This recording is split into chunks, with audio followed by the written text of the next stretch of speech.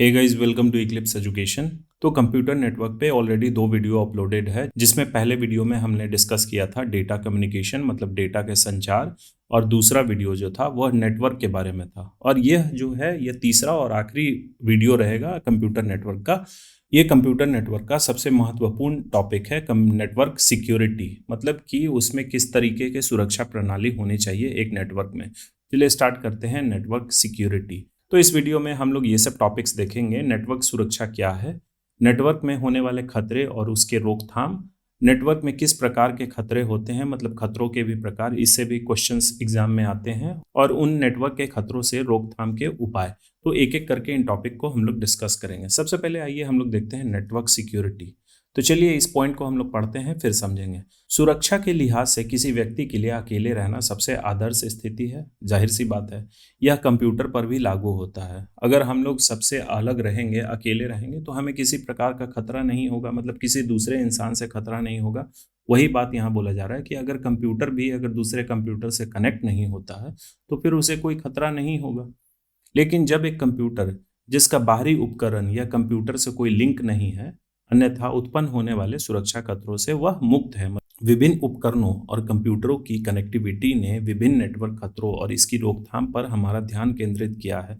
जाहिर सा बात है, जब हम लोग दूसरे कंप्यूटर या दूसरे उपकरण से कनेक्ट होते हैं तो उसमें आने वाले खतरे भी हमारे सामने आते हैं, और उसके रोकथाम के उपाय क्या होने चाहिए, इस पर हमारा ध्यान केंद्रित हुआ है। नेटवर्क सुरक्षा का संबंध हमारे डिवाइस यानी कि कंप्यूटर हो गया, मोबाइल हो गया, के साथ साथ डेटा को नाजायज पहुंच या दुरुपयोग से बचाने से है। खतरों में वो सभी तरीके शामिल हैं जिनमें कोई नेटवर्क या संचार प्रणाली में किसी भी भेद्यता या फिर कमजोरी का फायदा उठा सकता है ताकि किसी की प्रतिष्ठा को नुकसान पहुंचाया जा सके। तो ये कहने का मतलब, ये पॉइंट मैंने पहले पढ़ा है इसलिए कि हो सकता है आपको कोई टॉपिक लिखना हो इस पे, नेटवर्क सिक्योरिटी पे आपको हो सकता है ऐसे लिखना हो, तो ये सब पॉइंट्स जो हैं वो काम आएंगे।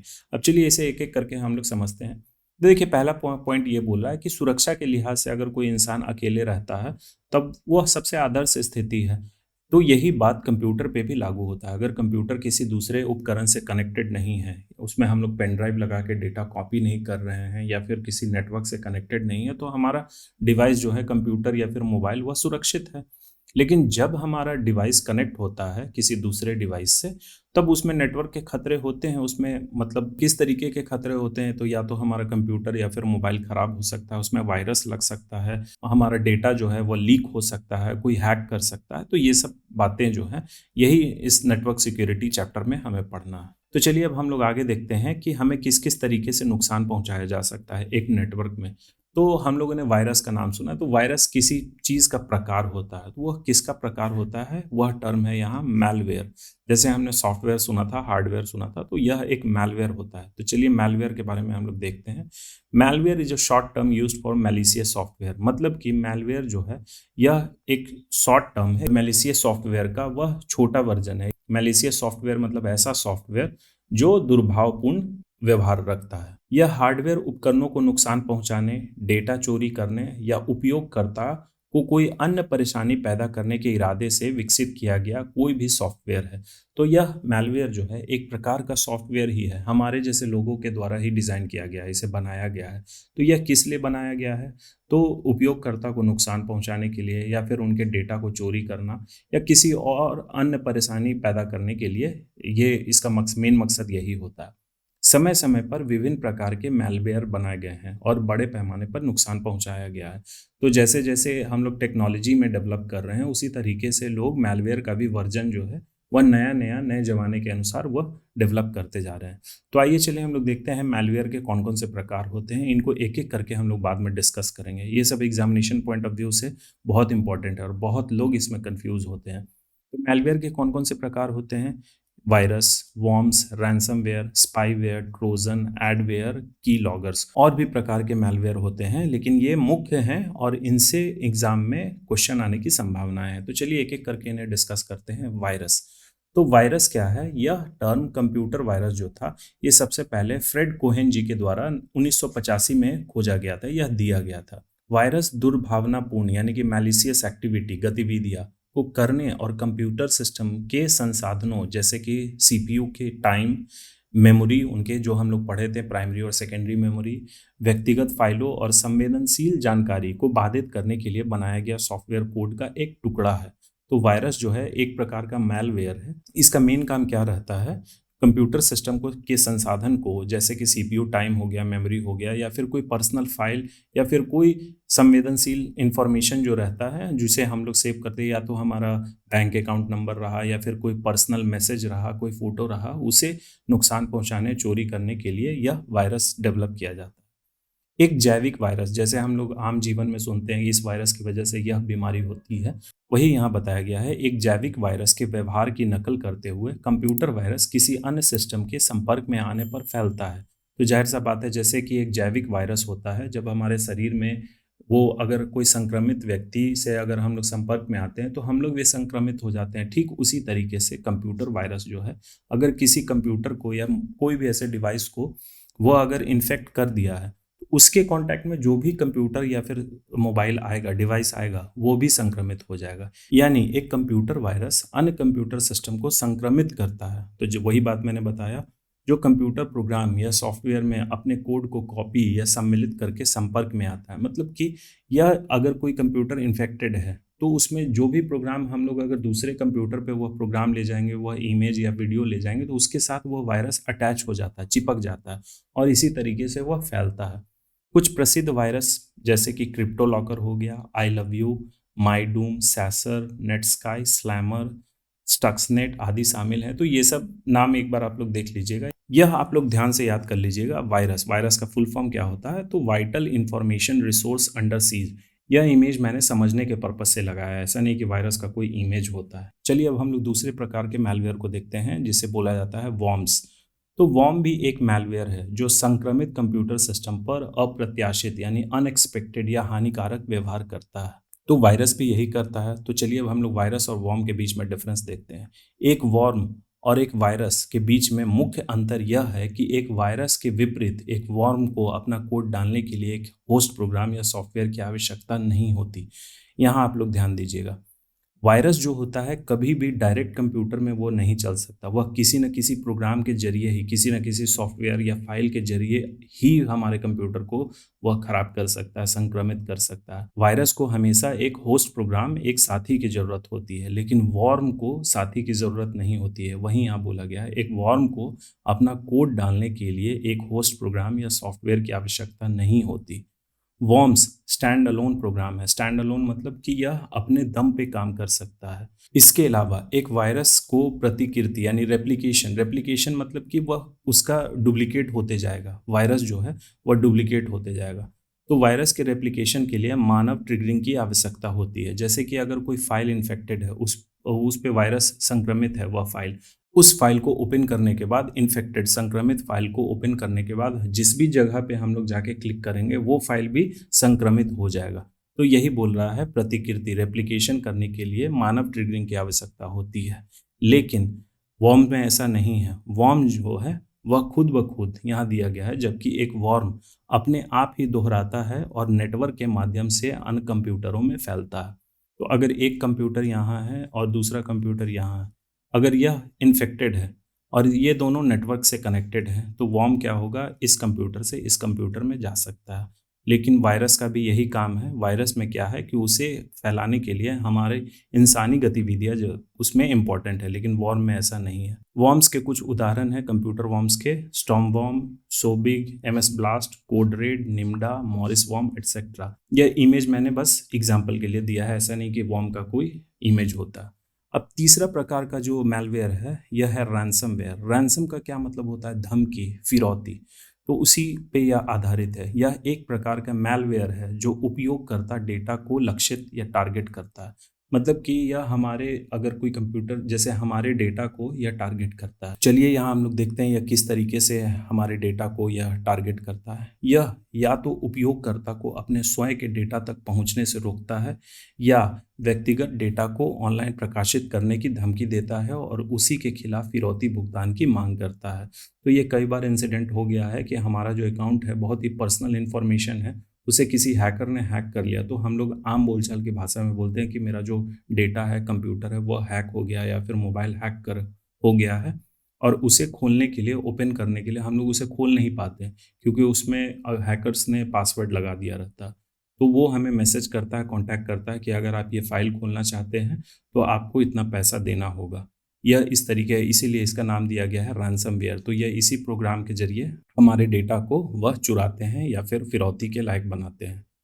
कुछ रैंसमवेयर केवल डेटा तक पहुंच को अवरुद्ध करते हैं, जबकि अन्य डेटा को इनक्रिप्ट कहने का मतलब कि वह अपने भाषा में बदल देते हैं। सपोज करिए यहाँ ABCD लिखा हुआ है, इसमें हमने कोई डेटा को अपने मोबाइल में या कंप्यूटर में सेव करके रखा। तो रैंसमवेयर जो प्रोग्राम होता है वह क्या करते हैं, इसको किसी दूसरे भाषा में बदल देते हैं। अब वो तो हमें समझ में आएगा नहीं, और उसे बदलने के लिए, उसे अपने भाषा में संभालने के लिए फिर रैंसमवेयर जो सॉफ्टवेयर है उसके जो ये होते हैं प्रोग्रामर, वह हमसे फिरौती मांगते हैं। तो चलिए ये एक इंसिडेंट देखते हैं। ये रियल लाइफ इंसिडेंट हुआ है, इसे आप लोग ध्यान रखिएगा। मई 2017 में एक रैंसमवेयर WannaCry ने 150 देशों में लगभग 2 लाख कंप्यूटरों को संक्रमित किया था। इसने डेटा एन्क्रिप्ट किया और बिटकॉइन क्रिप्टो करेंसी में फिरौती के भुगतान की मांग करके काम किया। तो इसने सचमुच अपने पीड़ितों को रुलाया और इसीलिए यह नाम दिया गया WannaCry। यह था रैंसमवेयर का नाम। चलिए अगला जो है वो हम लोग देखते हैं ट्रोजन। तो इसे कई बार ट्रोजन हॉर्स भी बोला जाता है। ट्रोजन हॉर्स क्यों बोला जाता है, तो उसके पीछे एक कहानी हम लोग देखते हैं। प्राचीन यूनानी यानी ग्रीस पारंपरिक युद्ध विधियों का उपयोग करके ट्रॉय शहर में घुसपैठ नहीं कर सकते थे। तो ट्रॉय एक शहर था। एक मूवी भी आपने देखा होगा ट्रॉय नाम से, हॉलीवुड की बहुत ही प्रसिद्ध मूवी है, ब्रैड पिट उसके एक्टर हैं। तो ये मूवी आप लोग देख लीजिएगा, यही इंसिडेंट उसमें दिखाया गया। तो प्राचीन यूनानी जो है वो पारंपरिक युद्ध तरीके से ट्रॉय शहर में घुसपैठ नहीं कर पा रहे थे, क्योंकि ट्रॉय में बहुत ही महान योद्धा रहते थे। इसीलिए यूनानी ने क्या किया, उन्होंने ट्रॉय के राजा को एक बड़े लकड़ी के घोड़े के साथ उपहार में, मतलब उपहार के तौर पे दिया। उस उपहार में एक घोड़ा दिया था जिसमें छिपे हुए थे सैनिक, और अंततः उन्हें हरा दिया। तो ट्रॉय शहर में वो लोग युद्ध माध्यम से तो घुस नहीं पा रहे थे, घुसपैठ कर नहीं पा रहे थे। तो क्या किया उन्होंने, यूनानी ने ट्रॉय के महाराजा को एक घोड़ा गिफ्ट किया, लकड़ी का घोड़ा इस तरीके का। यह मूवी में दिखाया गया। और उसमें जो थे सैनिक वह छिपे हुए थे, मतलब इस कवर में ऐसे दिखाया गया, यह कवर था, वह छुपे हुए थे। और फिर उसके बाद रात के अंधेरे में वह सैनिक निकल के, और वो सब भी महान योद्धा थे, और पूरे ट्रॉय के लोगों को मार दिया था और उस पर कब्जा कर लिया। तो ठीक इसी कंसेप्ट पे, इसी अवधारणा को उधार लेते हुए एक ट्रोजन, ये भी एक मैलवेयर ही है, जो एक वैध सॉफ्टवेयर की तरह दिखता है, और एक बार जब यह उपयोगकर्ता को इसे स्थापित करने के लिए चकमा दे देता है तो यह वायरस या वॉर्म्स की तरह काम करता है। तो ये कहानी कहने का मतलब ये इस तरीके का, ये ताकि आपको अच्छे से समझ में आ जाए कि ट्रोजन हॉर्स काम किस तरीके से करता है। तो ये जब हम लोग कोई वेबसाइट खोलते हैं, जब ऑनलाइन वेबसाइट खोलते हो, तो उसमें कई बार क्या होता है कि सपोज करिए कोई हम लोग सॉफ्टवेयर, या फिर मोबाइल पे हम लोग कोई सॉफ्टवेयर जो कि प्ले स्टोर पे अवेलेबल नहीं है, उसका गूगल पे लिंक दिखाता है, तो वो हमें समझ में नहीं आता है कि वह सॉफ्टवेयर उसी नाम से वह ओरिजिनल है या डुप्लीकेट है। तो कई बार जो ये जो ट्रोजन होते हैं इसी तरीके, यही रास्ता अपनाते हैं। वह ओरिजिनल सॉफ्टवेयर का डुप्लीकेट बना के उसी नाम से वह वेबसाइट पे पोस्ट कर देते हैं, और हम लोग उसे गलती से इंस्टॉल कर लेते हैं। जब हम लोग अपने कंप्यूटर में इंस्टॉल कर लेते हैं उस सॉफ्टवेयर को, एक्चुअली में वह वायरस होता है या फिर एक वॉर्म रहता है जो अपना काम करना शुरू कर देता है, हमारे फाइलों को वह संक्रमित कर देता है। हालांकि एक ट्रोजन जो सॉफ्टवेयर है, वायरस है, अन्य फाइलों को स्व प्रतिकृति यानी रेप्लिकेट मतलब कि उसका कॉपी बनाना, यह संक्रमित नहीं करता है। यह उपयोगकर्ता इंटरैक्शन के माध्यम से फैलता है, जैसे कि ईमेल अटैचमेंट्स खोलना या इंटरनेट से फाइल डाउनलोड करना और निष्पादित करना। तो यह खुद ब खुद डुप्लीकेट नहीं होता है। जैसे कि ईमेल के अटैचमेंट, ईमेल हम लोग खोलते हैं तो उसमें कुछ अटैच किया हुआ रहता है, तो वो अटैचमेंट के जरिए ही हमारे पास वो पहुंचता है। हम लोग उसे डाउनलोड कर लेते हैं और फिर उसके बाद उस पर डबल क्लिक, जब हम लोग उस पर डबल क्लिक कर देते हैं तो वह हमारे सिस्टम में इंस्टॉल हो जाता है, चाहे कि मोबाइल डिवाइस रहे या फिर कंप्यूटर रहे। तो यही हुआ ट्रोजन हॉर्स, या इमेज के जरिए आप लोग अच्छे से समझ सकते हैं। फिर है जो अगला प्रकार का मैलवेयर है वह है स्पाईवेयर। तो स्पाई आप लोग जानते होंगे, जासूस। तो यह उसी टेक्नोलॉजी पे, उसी कंसेप्ट पे यह काम करता है। यह एक प्रकार का मैलवेयर है जो उपयोगकर्ता की जानकारी के बिना उनके बारे में जानकारी एकत्र करके किसी व्यक्ति या संगठन की जासूसी करता है। तो कुछ सालों पहले आप लोगों ने एक न्यूज़ सुना होगा, इजराइल ने एक सॉफ्टवेयर डेवलप किया था पेगासस नाम से। यहाँ पे मैं उसका स्पेलिंग लिख देता हूँ, पेगासस का, PEGASUS। तो यह क्या करता था, यह सॉफ्टवेयर यह किसी के भी मोबाइल की निगरानी कर सकता था। मतलब कि किसको कॉल जा रहा है, क्या बात हो रहा है, सारे कॉल रिकॉर्डिंग, कैमरा कहाँ पे इस्तेमाल हो रहा है, सारा जो इन्फॉर्मेशन था वह इसके ज़रिए स्पाई हो सकता था। यह एक स्पाई सॉफ्टवेयर था। तो स्पाईवेयर इसी कंसेप्ट पे काम करता है, लेकिन वह लीगल था। उसे किसी सरकार ने यह बोला कि यह हमारे द्वारा विकसित किया गया सॉफ्टवेयर है। लेकिन यह स्पाईवेयर क्या है, मैलवेयर।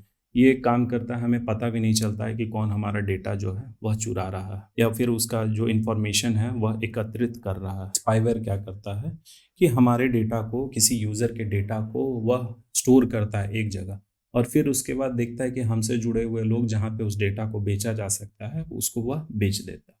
यह उपयोगकर्ता की सहमति या ज्ञान के बिना एकत्रित जानकारी को रिकॉर्ड करता है और बाहरी इकाई को भेजता है। स्पाईवेयर आमतौर पर इंटरनेट उपयोग डेटा को ट्रैक करता है और उन्हें विज्ञापन दाताओं को बेचता है। तो कभी-कभी आप लोग देखते होंगे वेबसाइट पे कि गूगल पे सपोज़ करिए आपने कोई मोबाइल सर्च किया। तो जब आप लोग कोई मोबाइल सर्च करते हैं तो होता क्या है ना कि कुछ दिन के बाद आपके सारे फेसबुक, इंस्टाग्राम या फिर यूट्यूब या कोई भी ऑनलाइन शॉपिंग प्लेटफॉर्म हो गया, जैसे अमेज़न, फ्लिपकार्ट, किसी पे भी वो उसी मोबाइल के बारे में आपके पास सारा इन्फॉर्मेशन आते रहता है। तो ये क्या होता है, स्पाईवेयर के ज़रिए ही। स्पाईवेयर का उपयोग क्रेडिट कार्ड या बैंक खाते की जानकारी, लॉगिन और पासवर्ड जानकारी या उपयोगकर्ता की व्यक्तिगत पहचान को ट्रैक करके और कैप्चर करने के लिए भी किया जाता है। तो यह इस काम के लिए भी किया जाता है, यह एडवांस्ड काम है। अगर कोई ये चाहता है कि हाँ, मैं उस इंसान का जो कंप्यूटर है, उसमें मैं उसके ज़रिए मैं उसका इन्फॉर्मेशन लूँ, जैसे कि बैंक खाते की जानकारी हो गया या फिर लॉगिन पासवर्ड हो गया। अगर किसी अकाउंट में जब हम लोग लॉगिन करते हैं, उसमें जब एंटर करते हैं, तो उसमें यूज़र आईडी और पासवर्ड हमें एंटर करना पड़ता है, तो वो उसको भी चुरा लेते हैं वो लोग स्पाईवेयर के ज़रिए। तो यही हो गया स्पाईवेयर। यह इमेज है जैसे आप देख रहे हैं स्पाईवेयर। अगला प्रकार का जो मैलवेयर है वो है एडवेयर। तो एडवेयर कहने का मतलब एडवर्टीजमेंट, उसी से यह बना है एडवेयर। तो एडवेयर एक मैलवेयर है जो अपने डेवलपर के लिए राजस्व यानी कि रेवेन्यू उत्पन्न करने के लिए बनाया जाता है। यह हमारे सिस्टम को खराब नहीं करता है, यह बस जो डेवलपर है, जैसे सपोज करिए मैंने एडवेयर बनाया है, तो मैं अगर आपके कंप्यूटर पे या एडवेयर इंस्टॉल कर देता हूँ किसी माध्यम से, तो इसमें क्या होगा कि उसके ज़रिए मुझे राजस्व मिलेगा। किस तरीके से राजस्व मिलेगा ये हम लोग आगे देखते हैं। एक एडवेयर, पॉपअप्स। पॉपअप्स क्या होता है, जब हम लोग कोई ब्राउज़र खोलते हैं तो उसमें कई बार जो होते हैं अनवांटेड विंडो खुल जाता है एडवर्टाइज़मेंट का, वही होता है पॉपअप। वेब पेज या इंस्टॉलेशन स्क्रीन का उपयोग करके ऑनलाइन विज्ञापन प्रदर्शित करता है। इंस्टॉलेशन स्क्रीन क्या होगा, कोई सॉफ्टवेयर जब हम लोग इंस्टॉल कर रहे हैं तो उसके बीच में कुछ विज्ञापन आ जाता है कि आप ये भी इंस्टॉल कर लो। तो यही हो गया एडवेयर का काम।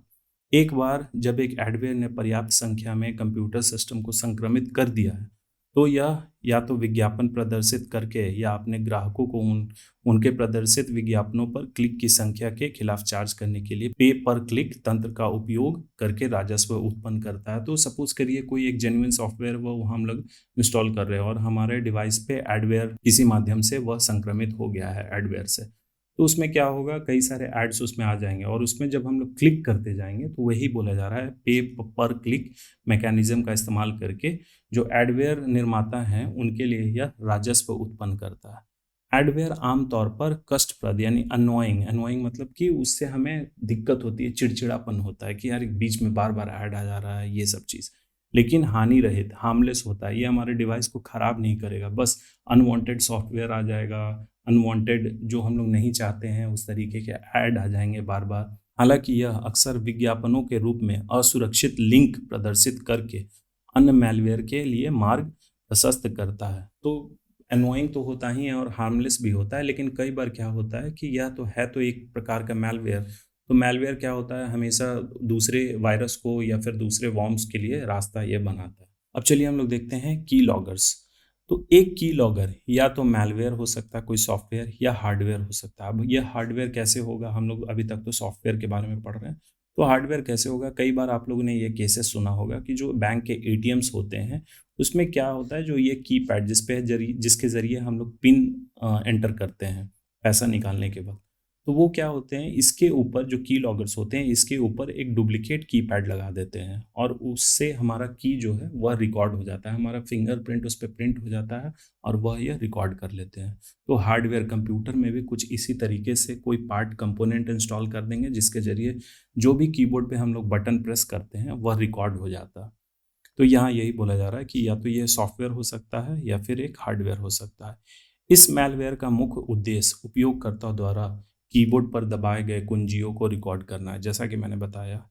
तो एक की लॉगर जो मैलवेयर है वह क्या करता है, किसी यूज़र को अगर उसे ट्रैक करना है तो वह क्या करेगा, वह जो यूज़र है वो डेली अपने कंप्यूटर पे कौन कौन से की प्रेस करता है वह सारे उसके डेटा बना लेता है एक की लॉगर, और वह किसी दूसरे जगह वह भेज देता है जो हैकर्स होते हैं। इस तरह बहुत संवेदनशील और व्यक्तिगत जानकारी जैसे कि पासवर्ड हो गया, ईमेल हो गया या फिर निजी वार्तालाप यानी पर्सनल कॉन्वर्सेशन आदि को उपयोगकर्ता के ज्ञान के बिना बाहरी इकाई के सामने प्रकट किया जा सकता है। तो अब इससे बचने का भी क्या तरीका है, चलिए हम लोग देखते हैं। की लॉगर्स द्वारा पासवर्ड लीक के खतरे से बचने के लिए एक अज्ञात कंप्यूटर से अपने ऑनलाइन खातों में साइन इन करते वक्त एक आभासी यानी कि वर्चुअल कीबोर्ड का उपयोग करना चाहिए। तो जब आप लोग बैंक अकाउंट इंटरनेट बैंकिंग में लॉगिन करते होंगे तो उसमें क्या होता होगा, एक वर्चुअल कीबोर्ड उसके होम पेज पे रहता है। तो वर्चुअल कीबोर्ड और ऑन स्क्रीन कीबोर्ड क्या होता है वो हम लोग अगले स्लाइड में अच्छे से समझ लेंगे। पहले इस पॉइंट को हम लोग समझते हैं। क्या होता है कि जब हम लोग किसी दूसरे कंप्यूटर में, किसी साइबर में या किसी दूसरे के कंप्यूटर से अगर हम लोग अपना बैंक अकाउंट ओपन कर रहे हैं इंटरनेट बैंकिंग के जरिए, तो उसमें यूज़र नेम और पासवर्ड हम लोग फीड करते हैं, एंटर करते हैं। तो हमें एक्चुअल कीबोर्ड ना इस्तेमाल करके वर्चुअल कीबोर्ड का इस्तेमाल करना चाहिए। वर्चुअल कीबोर्ड उसके होम पेज पे रहता है, जैसे जो भी बैंक अकाउंट पे आप लॉगिन करते हो तो उस पे वर्चुअल कीबोर्ड का ऑप्शन रहता है। चलिए अब हम लोग देखते हैं वर्चुअल कीबोर्ड और ऑन स्क्रीन कीबोर्ड क्या होता है। ऑन स्क्रीन कीबोर्ड और वर्चुअल कीबोर्ड नाम किसी भी सॉफ्टवेयर आधारित कीबोर्ड को संदर्भित करते हैं और कभी कभी एक दूसरे के स्थान पर उपयोग किए जाते हैं। तो हम लोग कई बार कंफ्यूज कर जाते हैं, कई लोग बोलते हैं ऑन स्क्रीन कीबोर्ड या फिर वर्चुअल कीबोर्ड दोनों एक ही होते हैं, लेकिन ऐसा नहीं होता। ऑन स्क्रीन और ऑनलाइन वर्चुअल कीबोर्ड के बीच एक मेजर डिफरेंस है, उल्लेखनीय अंतर है। वह क्या है? दोनों प्रकार के कीबोर्ड समान दिख सकते हैं, लेकिन अंतर जो है उनके कीज या बटन्स बटन्स जो होते हैं ये सब ABCD, वो उनके लेआउट या क्रम के संदर्भ में है। तो वह किस तरीके से उसको अरेंज किया जाता है, यही डिफरेंस होता है एक वर्चुअल कीबोर्ड में और एक ऑन स्क्रीन कीबोर्ड में। एक ऑपरेटिंग सिस्टम का ऑन स्क्रीन कीबोर्ड एक निश्चित QWERTY कुंजी लेआउट का उपयोग करता है। तो जब आप अपना कंप्यूटर ओपन करते हैं या मोबाइल ओपन करते हो तो उसका जो ऑन स्क्रीन कीबोर्ड होता है, जिसके जरिए, मतलब ये फिजिकल कीबोर्ड नहीं, जो हम लोग बाहर एक मशीन होता है वो कीबोर्ड की मैं बात नहीं कर रहा हूँ। कंप्यूटर सॉफ्टवेयर पे जब हम लोग ऑन स्क्रीन ओपन करते हैं ऑन स्क्रीन कीबोर्ड, तो वो कुछ इस प्रकार का दिखता है। यह विंडोज़ का ऑन स्क्रीन कीबोर्ड है। तो यह कौन सा पैटर्न फॉलो करता है? की स्ट्रोक का, की का अरेंजमेंट का, QWERTY, ये देख सकते हैं QWERTY, यही पैटर्न ये फॉलो करता है। लेकिन एक ऑनलाइन वर्चुअल जो कीबोर्ड होता है, यहाँ आप देख सकते हैं ऑनलाइन वर्चुअल कीबोर्ड, उसके कुंजी के लेआउट को हर बार उपयोग किए जाने पर यादृच्छिक यानी कि रैंडमाइजेस कर बनाता है। मतलब कि इसको हर बार बदल दिया जाता है। अगर इस बार आप यूज़ कर रहे हैं, क्यू का पोजीशन यहाँ है, जब नेक्स्ट टाइम आप यूज़ करिएगा 1 मिनट बाद ही आप यूज़ करिएगा तो हो सकता है क्यू यहाँ पे रहे। तो यह हर बार फेर बदल करते रहता है की को और बटन्स को, जिससे उपयोगकर्ता द्वारा दबाए गए कुंजियों को जानना या रिकॉर्ड करना की लॉगर सॉफ्टवेयर के लिए बहुत मुश्किल होता है। तो की लॉगर क्या करते हैं, की का पोजिशनिंग को कैप्चर करते हैं। जैसे कि ये फिक्स्ड है, ये क्यू हमेशा यहीं रहेगा, आप कितनी बार भी इसे यूज़ करो ऑन स्क्रीन कीबोर्ड पे या फिर फिजिकल कीबोर्ड पे, भौतिक कीबोर्ड पे क्यू यहीं रहेगा। लेकिन वर्चुअल कीबोर्ड में क्या होगा, टी अगर यहाँ है तो अगली बार टी यहाँ रहेगा, तो ये की लॉगर को पता नहीं चल पाएगा कि वो कौन सा की प्रेस कर रहा है, टी प्रेस कर रहा है या फिर एम प्रेस कर रहा है। तो हर बार अगर हम लोग दिन भर में 4 बार 5 बार भी यूज़ करते हैं तो कोई नहीं जान पाएगा कि हमारा जो की पैटर्न है वह क्या है। जो की लॉगर संभावनाएं से बचने के तरीके हैं वह यही है कि जब आप लोग ऑनलाइन अपने बैंक खातों में एंटर करते हैं किसी दूसरे कंप्यूटर से, अपने पर्सनल कंप्यूटर से नहीं, किसी दूसरे कंप्यूटर से, तब ऑनलाइन वर्चुअल कीबोर्ड का इस्तेमाल करना चाहिए। अब चलिए यहाँ हम लोग देखते हैं मैलवेयर वितरण के तरीके, मतलब मैलवेयर का फैलाव कैसे होता है, किस तरीके से वह फैलता है, पहुँचता है किसी दूसरे कंप्यूटर के पास। तो एक बार डिज़ाइन किया गया मैलवेयर आपके कंप्यूटर तक पहुंचने के लिए कई मार्ग ले सकता है। इसे पहुंचने के लिए कई रास्ते होते हैं। मैलवेयर के लिए कुछ समान वितरण चैनल हैं। कुछ समान है जो एग्जामिनेशन पॉइंट ऑफ व्यू से मैंने यहाँ बताया। ऐसे है तो बहुत रास्ते, लेकिन यह कुछ इंपॉर्टेंट है। तो इंटरनेट से डाउनलोड किया गया। जब इंटरनेट से कोई फाइल हम लोग अनवांटेड फाइल डाउनलोड करते हैं, तो वह उसके ज़रिए मैलवेयर जो है वह हमारे सिस्टम को संक्रमित कर सकता है। ज़्यादातर समय मैलवेयर अनजाने में उपयोगकर्ता द्वारा कंप्यूटर की हार्ड ड्राइव में डाउनलोड किया जाता है। बेशक मैलवेयर डिज़ाइनर अपने मैलवेयर को छिपाने के लिए पर्याप्त स्मार्ट हैं, तो मैलवेयर ज़ाहिर सा बात है वो जो डिज़ाइनर होंगे वह उसे छिपाने का भी कोशिश करेंगे। अगर हमें सामने से दिख जाएगा कि वह मैलवेयर है, तब तो हम उसे डिलीट कर देंगे या फिर उसे अपने हार्ड ड्राइव में कॉपी नहीं करेंगे। लेकिन वो लोग क्या करते हैं, जो मैलवेयर डिज़ाइनर है जो इसे बनाते हैं, वह इसे स्मार्टली छिपा सकते हैं। लेकिन इंटरनेट से फाइलों को डाउनलोड करते समय हमें बहुत सावधान रहना चाहिए, विशेषकर मुफ्त सामान के रूप में हाईलाइट किए गए। तो कई बार हम लोग क्या देखते हैं कि फ्री बुक्स या फिर फ्री सॉन्ग्स या फ्री मूवीज़, इस तरीके के लिंक कई बार वेबसाइट पे आते हैं। हम लोग उस पर अनजाने में क्लिक कर देते हैं, लेकिन वो एक्चुअली वायरस होता है जो हमारे कंप्यूटर पे डाउनलोड हो जाता है। तो यही दिया गया है, इस तरीके से हमारे कंप्यूटर पे वह मैलवेयर जो है वह फैल गया। दूसरा है स्पैम ईमेल। तो हमें अक्सर एम्बेडेड हाइपरलिंक या अटैचमेंट फाइलों के साथ एक अवांछित ईमेल प्राप्त होता है। यह लिंक या संलग्न फाइलें मैलवेयर हो सकती हैं। अब इस स्पैम ईमेल में, ईमेल के बारे में आप लोग जानते हैं क्या होता है। ईमेल मतलब इलेक्ट्रॉनिक मेल, इलेक्ट्रॉनिक चिट्ठी। यह स्पैम शब्द है, इसका मतलब हम लोग जानते हैं क्या होता है। स्पैम किसी भी प्रकार का अवांछित डिजिटल संचार है जो थोक में भेजा जाता है। अक्सर स्पैम ईमेल के माध्यम से भेजा जाता है, मतलब स्पैम जो है ईमेल के माध्यम से भेजा जाता है जनरली। लेकिन इसे टेक्स्ट मैसेज, फ़ोन कॉल या सोशल मीडिया के माध्यम से भी वितरित किया जा सकता है। तो कई बार जब हम लोग अपना ये ईमेल चेक करते हैं उसमें अकाउंट, तो बहुत सारे ऐसे जो ईमेल्स होते हैं वो अनवांटेड होते हैं, अवांछित होते हैं, उनकी ज़रूरत हमें नहीं होती है। हम लोग कभी उनके बारे में सुने भी नहीं हैं, लेकिन वो फिर भी हमारे ईमेल में वो आ जाता है या फिर टेक्स्ट मैसेज में आ जाता है। तो यही होता है स्पैम। तो स्पैम जनरली हमारे ईमेल में, अगर कोई ईमेल काम का भी भेजा जा रहा है तो उसमें एम्बेडेड हाइपरलिंक मतलब होता है एक लिंक, किसी जगह का लिंक, इंटरनेट का किसी वेबसाइट का लिंक, वह उस ईमेल में जड़ा हुआ होता है। एम्बेडेड कहने का मतलब कि जड़ा हुआ। उस पे जैसे ही हम लोग अनजाने में क्लिक करते हैं तो वह क्या होता है, किसी वायरस का ही लिंक होता है, किसी मैलवेयर का लिंक होता है, और वह हमारे कंप्यूटर को संक्रमित कर देता है। या अटैचमेंट फाइलें, जैसे कि अगर सपोज करिए कोई ईमेल आया, उसमें एक फ़ाइल अटैच्ड है, आपको लगेगा कि यह इम्पॉर्टेंट है। जब उस पे आप क्लिक करिएगा, वह आपके फ़ाइल जो है वह आपके कंप्यूटर में या मोबाइल डिवाइसेज़ में डाउनलोड हो जाएगा और वो हमारे सिस्टम को संक्रमित कर देगा। तीसरा जो है रिमूवेबल स्टोरेज डिवाइस, जैसे कि पेन ड्राइव हम लोग जब दूसरे कंप्यूटर में इंसर्ट करते हैं, अगर उस पे एंटीवायरस इंस्टॉल्ड नहीं है, तब हमारा जो पेन ड्राइव है, स्टोरेज डिवाइस या फिर हार्ड ड्राइव है, वह क्या होता है, इन्फेक्ट हो जाता है अगर वह कंप्यूटर वायरस से संक्रमित है। यही बात यहाँ बोला जा रहा है। अक्सर प्रतिकृति यानी रेप्लिकेटिंग मैलवेयर स्टोरेज मीडिया जैसे पेन ड्राइव हो गया, एसएसडी कार्ड हो गया, म्यूजिक प्लेयर, मोबाइल फ़ोन आदि को लक्षित करता है और उन्हें मैलवेयर से संक्रमित करता है, जो अन्य सिस्टम में स्थानांतरित हो जाता है जिसे वे प्लग इन करते हैं। सपोज करिए आप अगर मोबाइल को किसी दूसरे कंप्यूटर से कनेक्ट करते हैं तार के माध्यम से, या फिर वायरलेसली कनेक्ट करते हैं और उससे कोई फाइल शेयर करते हैं, तो फाइल शेयरिंग के दौरान क्या होता है, वह कंप्यूटर, दूसरा कंप्यूटर, अगर वह संक्रमित फाइल आपके मोबाइल पे भी आएगा और वह खराब कर देगा। सबसे लास्ट जो है वह नेटवर्क प्रसार के माध्यम से मैलवेयर फैलता है।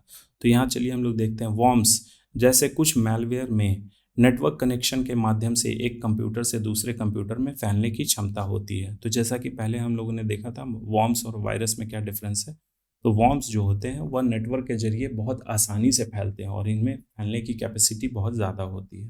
तो चलिए यहाँ हमने देखा मैलवेयर वितरण के तरीके। अब हम लोग देखते हैं मैलवेयर से रोकथाम। जब कंप्यूटर को हमें बचाना है या अपने मोबाइल को बचाना है मैलवेयर से, तो उसके क्या क्या तरीके हो सकते हैं। तो यहाँ सबसे पहले दिया गया है एंटीवायरस सॉफ्टवेयर। अब तो हमारा जो ऑपरेटिंग सिस्टम है, जैसे विंडोज़ 10 हो गया या विंडोज़ 11 कंप्यूटर के लिए, वह इतना एडवांस्ड हो गया कि उस पर अलग से कोई एंटीवायरस सॉफ्टवेयर इंस्टॉल करने की ज़रूरत नहीं है। अब वह पहले से ही उसमें एंटीवायरस सॉफ्टवेयर इंस्टॉल हो के आता है। दूसरा जो है स्पैम प्रोटेक्शन। तो स्पैम प्रोटेक्शन हमने देख लिया क्या होता है स्पैम प्रोटेक्शन। स्पैम को हम लोग कैसे प्रोटेक्ट कर सकते हैं, तो आपने बार बार ईमेल को चेक करें और उसमें जो भी मैसेज आ रहा है उसे, उस मैसेज को या मेल को सेलेक्ट करके उसे स्पैम लिस्ट में हम लोग डाल देते हैं। तब क्या होता है कि हमारा कंप्यूटर जो है वह रिकॉग्नाइज कर लेता है, वह पहचान लेता है कि हाँ, ये जो मेल आ रहा है यह एक स्पैम है, इसे जंक ईमेल में या फिर उसे डिलीट कर देता है ऑटोमेटिकली। तो यह हो गया स्पैम प्रोटेक्शन। HTTPS क्या होता है, इसके बारे में हम लोग थोड़ा सा जान लें। तो HTTPS का फुल फॉर्म होता है hyper text transfer protocol. S का मतलब होता है सिक्योर। तो यह HTTP का सुरक्षित संस्करण है जो वेब ब्राउज़र और वेबसाइट के बीच डेटा भेजने के लिए उपयोग किया जाने वाला प्राथमिक प्रोटोकॉल है। तो प्रोटोकॉल हमने देखा था क्या होता है। प्रोटोकॉल कुछ नियमों का भंडार होता है और यह वेबसाइट और वेब ब्राउज़र के बीच में डेटा जो भेजा जाता है उसमें यह सबसे पहला प्रोटोकॉल होता है। तो HTTPS के बारे में हमने जान लिया। फिर होता है फायरवॉल और कुकीज़। तो कुकी जो होता है एक छोटा सा फाइल होता है या फिर डेटा पैकेट होता है, और क्लाइंट मतलब कि हम लोग जो यूज़र हैं हमारे कंप्यूटर पे वह संग्रहित स्टोर किया जाता है। एक कुकी को केवल उस वेबसाइट द्वारा संपादित एडिट किया जाता है जिसने इसे बनाया है। क्लाइंट का कंप्यूटर कुकी को स्टोर करने के लिए एक होस्ट के रूप में कार्य करता है।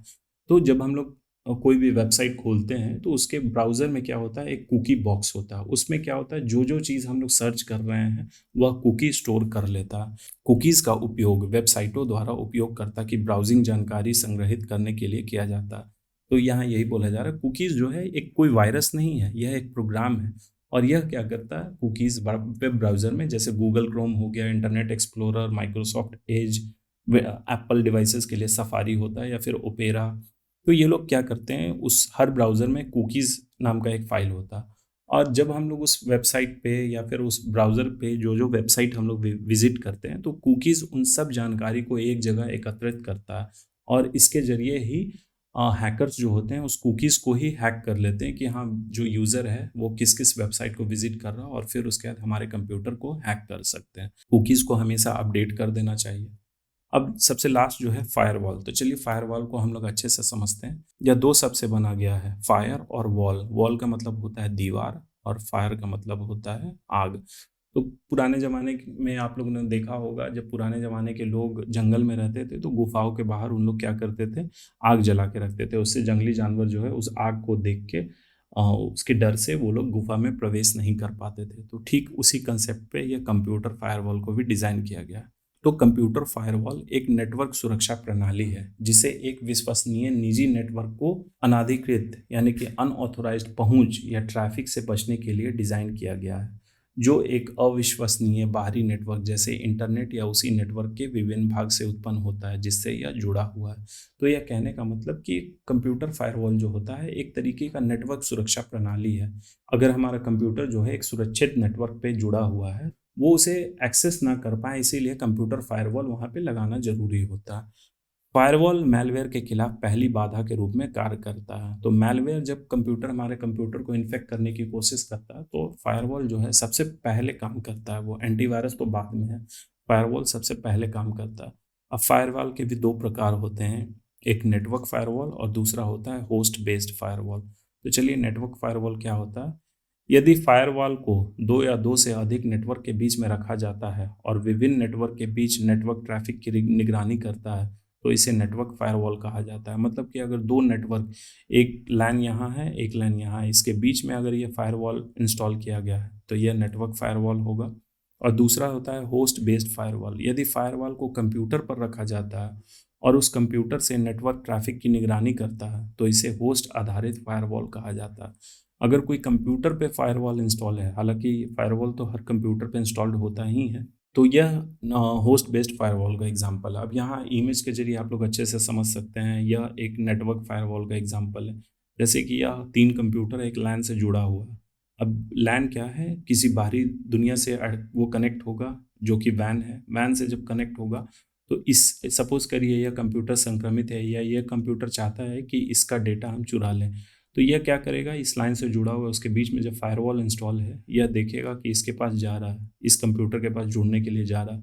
यह देखेगा कि हाँ यह सही है या नहीं, यह यूज़र सही है या नहीं, इसका उद्देश्य सही है या नहीं, यह देखेगा। अगर यह देखेगा, यह फायरवॉल देखेगा कि इसका उद्देश्य जो है वो गलत है तो यहाँ पे इसे रोकेगा कनेक्ट करने के लिए। तो यही बोला जाता है फायरवॉल। तो चलिए इस वीडियो में हम लोगों ने नेटवर्क सिक्योरिटी से सारे जुड़े हुए इंपॉर्टेंट पॉइंट्स को देख लिया कि किस किस प्रकार के मैलवेयर होते हैं, मैलवेयर का फैलाव कैसे होता है और उनसे रोकथाम के क्या क्या तरीके होते हैं। ये सब हमने अच्छे से समझा। अगर कोई और टॉपिक नेटवर्क सिक्योरिटी में आपको लगता है कि वो आप पढ़ना चाहते हैं तो आप कमेंट करके बताइएगा, मैं उस पर एक डेडिकेटेड वीडियो ले आऊँगा। तो अब कुछ दिनों में कंप्यूटर का जो प्रैक्टिस सीरीज़ है जो कि MCQ बेस्ड है, यहाँ पे थ्योरी पोर्शन कंप्लीट हुआ। अब इसके बाद मैं MCQ सेशन स्टार्ट करूँगा। तो आप लोग चैनल के साथ बने रहिए। Thank you.